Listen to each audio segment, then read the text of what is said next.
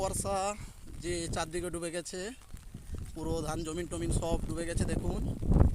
আর এই পাশের দিকে সবাই মাছ ধরতিছে, সব জাল আটতিছে, মাছ ধরতিছে।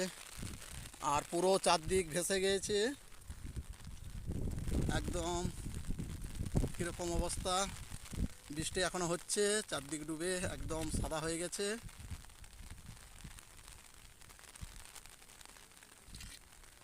আর এখানে জল যাচ্ছে, চং আছে এখানে, তাতে মাছ ধরতিছে সবাই, ছোট জাল আটছে এবং চারদিক একদম সাদা হয়ে গেছে।